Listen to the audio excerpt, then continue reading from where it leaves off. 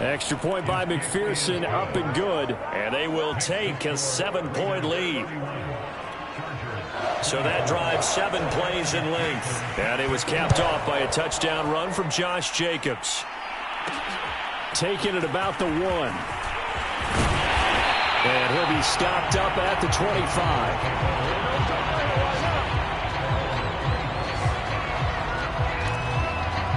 Getting set to go again as we look at the back heading onto the field again. He is hoping to find the end zone for a 3rd time, and we sit now in the 3rd quarter. And nothing would excite him more, but I think even more so, his offensive line. Anytime you've got a guy scoring that many times, that means you've done a really nice job in front of him. You're always giving props to the big fellas up front. It's always a good idea. Those are some massive men. Locks throw complete there to Moore.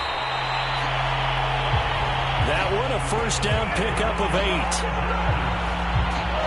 Good throw, good catch, but I really like the route. The drag and being able to run away from defenders, hard to stick with them for that long. Yeah, better against man than zone, or? Better against man, because now you're running away from someone and you're not running into a defensive player in another zone. And he'll go out of bounds. It appears right at the 45. They'll contain him to just 4. 2nd down. The key to any screen play is all in the deception. That means everyone on the offensive side of the ball, but someone gave it up because that one wasn't very well concealed. And the defense able to rally to him and hold him for just a short gain. Buying time to his left. He finds his man complete. It's Moore. He'll get this to the 30-yard line before crossing over out of bounds. A 1st down there on a pickup of 25.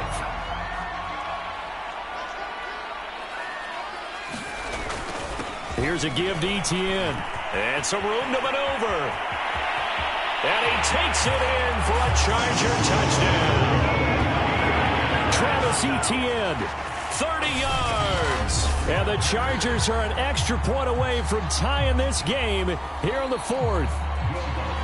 We are set up for a fantastic finish now. A 4th quarter touchdown here, and we're an extra point away from a tie football game. And I know they're thinking about possibly going for 2, but I'd go ahead and kick this one and just get it back to level. Don't forget the extra point. It's up and good. And, partner, we've got a tie game here in the 4th. Set to go now with the kickoff. These two teams all even again as we continue in this wild 4th quarter. And Ballantyne going to sit on this one. That'll be a touchback. Time again to see Josh Jacobs and this Vegas offense operate. He's already hit pay dirt twice. He's up over 100 yards. He is feeling good. He's just zipping along today. Everything coming together for him. It's that type of a day that you see a back just kind of have a grin on his face every time his number is called, because he doesn't feel like there are going to be any lost yardage plays, nothing but big-time positive runs. Making the sideline grin as well. Some pretty good games all weekend. We may have saved the best for last. This Monday night game has been a dandy. And not a whole lot of room to operate there on the 1st down run. He gets maybe 3. Look, all any running back wants is a little bit of room, a little bit of space in order to maneuver. But he also understands how difficult it is for his offensive line up front. So if they give him any space, he realizes his job to make more out of it than what they give him. Picks up 3 on that carry. And there's a typical run by Josh Jacobs, one where as a defender, you have to make a decision about how you approach him because he's awfully physical with the ball in his hands. 12 touchdowns on the ground last year after 7 as a rookie, and he was a 1,000-yard rusher in each of his first 2 seasons. Wouldn't surprise me with enough touches, he could easily crack the 1,500-yard mark.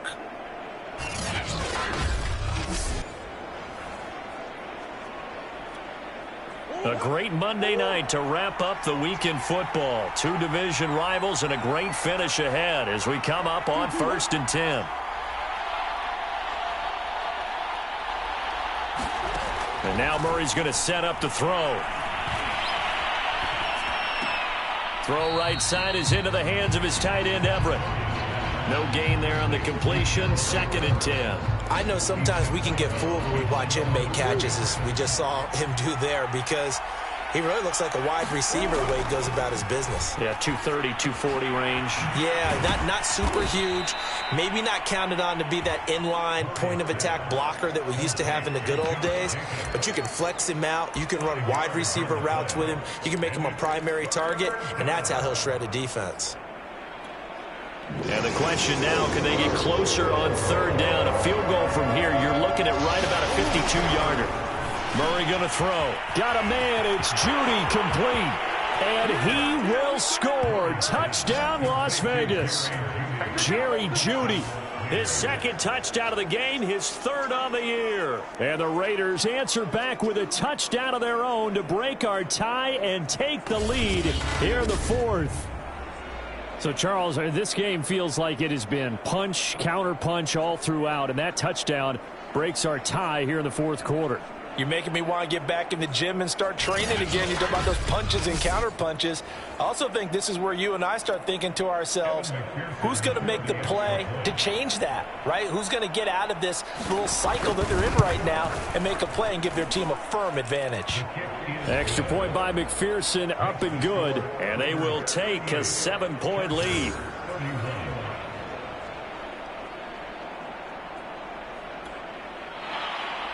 After the touchdown, McPherson on to kick this one away. This will be fielded inside the 5. And they'll get him down inside the 30 at the 27.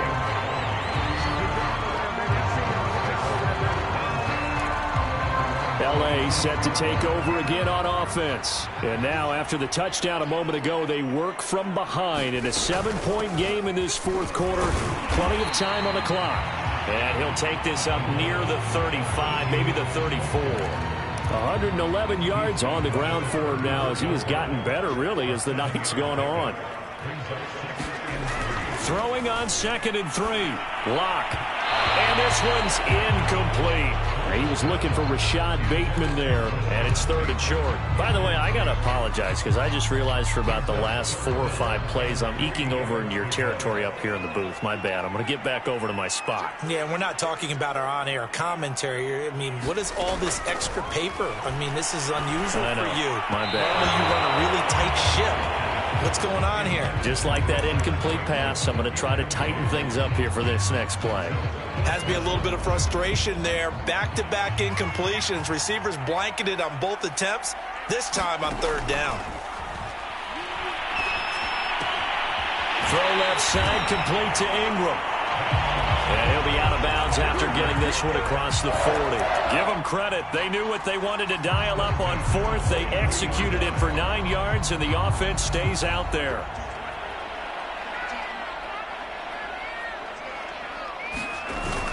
On 1st and 10, it's Etienne. And this will be taken across midfield and into Raider territory. A good run there on 1st down, and it'll leave them with a 2nd and 2. Throwing now is Locke. And that'll be incomplete. Took a pretty good shot as he tried to pull that one in. Couldn't hang on 3rd down. When you run in the slant, timing is everything, and against that man coverage, there was no space available, and incompletion as a result. 3rd and 2, Locke's going to throw. That's complete to his receiver, Bateman. And he is going to have the Chargers 1st down as they're able to get the 3rd down conversion. The drive continues as they search for a tying touchdown. Here's 1st and 10. Now a play fake, and here's Locke. Throw right side here, taken in by Bateman. And inside the 20 before he's brought down. Tell you what, he's been able to put the ball in some tight spots all game long. That throw, no different. Yeah, a lot of people would call it a gutsy type of a throw. I think he looks at it as, I can do it, so it's not that big of a deal to me, and I'm going to keep firing. And he'll get him inside the 15 down to the 14-yard line. Give him 5 on the carry there, and it'll be 2nd down. Now Locke. Eluding the pressure right. And he'll be brought down this time at the 5-yard line. 8 yards that time, able to take off, and the result is a first down. How many times have we seen this late in the fourth quarter? Because you know the pass rush is getting after him, and they get upfield, get that great push, and what do they create? Space, and he takes off. And the hole closes quickly here. He can fight only to about the 4. Only a yard that time, second and goal. And, a crusher there as it's intercepted. Picked up by Nate Hobbs. And a big turnover there as his guys will get the football back. And that's a ball that he is going to want to keep, his first career interception in the National Football League. And I love what teams do when that happens. You bring the ball to the sideline, the equipment guy grabs it, he puts a piece of tape on it, writes on it so that you know what it is, and then they tuck it away so that you can have it for later and put it on your mantle. Pretty good deal for him right there. Now he's eager to get back out on the field and get his second one. And now, defensively, they're going to burn their first timeout. Remember, they get an extra time built in coming up here shortly at the 2-minute warning. So the opening play of the drive goes backwards. Now they'll come up on 2nd and 12. Once again, it's Jacobs. And good pursuit yet again by the Chargers as they stuff him behind the line. And this defense here going to burn their second timeout. But you can also factor in another timeout that they'll get when the clock stops at the 2-minute warning. Possibly a turning point. Big play coming. This is 3rd and long. They'll try and run some clock here as they keep it on the ground. And he showed a nice little juke, but then the window quickly closed. Whistles and a timeout at the 2:05 mark. So this defense wanting to get one more pause in before the 2-minute warning, and they do just that. And just a single punt for him in the loss last week as he sends this one away. Here comes Grant on the return. We've got a one-score game with inside of 2 minutes remaining.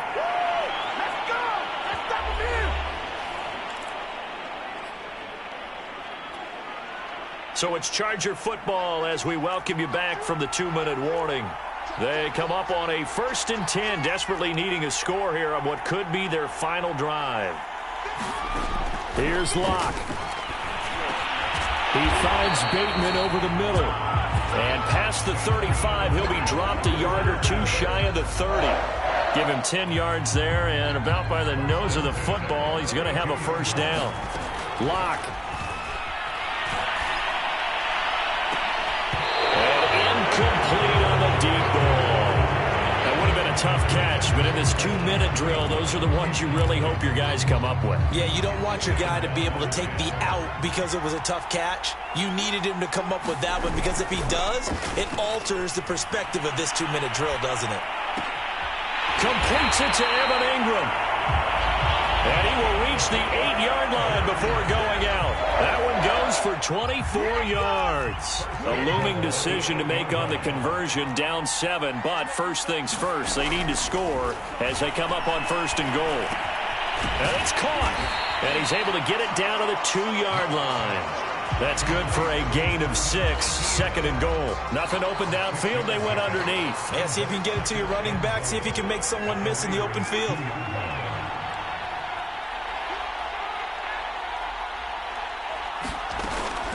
On 2nd down, a run with Etienne. And yes, he's into the end zone. So they get the late score they needed.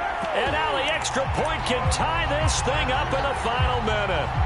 And that rushing touchdown is 4th, puts him just one shy of the NFL record in a single game.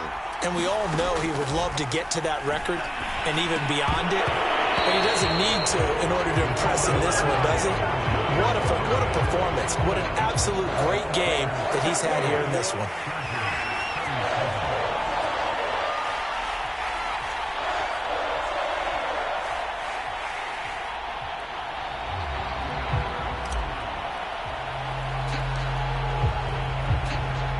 After the touchdown, Lutz to kick it off. It's a squib kick that still makes its way down inside the 15. And good coverage there on special teams as they'll get him down shy of the 20.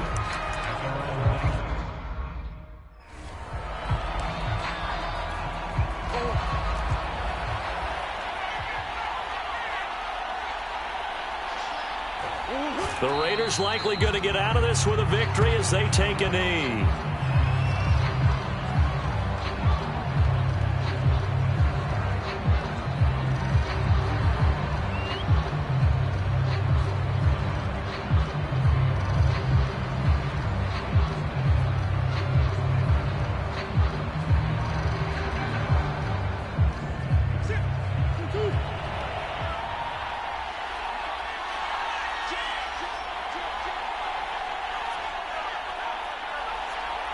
Down to a knee goes Murray, as that will just about wrap this thing up.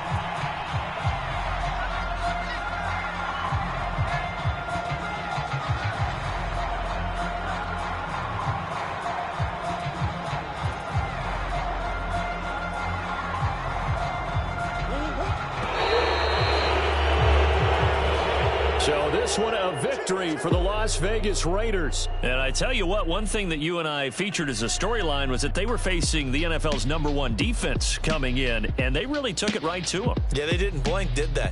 And instead of just saying to themselves, let's make sure that we minimize our mistakes and try and play a conservative type game, they attacked right from the beginning. Said, we got to go after these guys. I think sometimes you take the #1 rated defense by surprise when you do that. So for Las Vegas,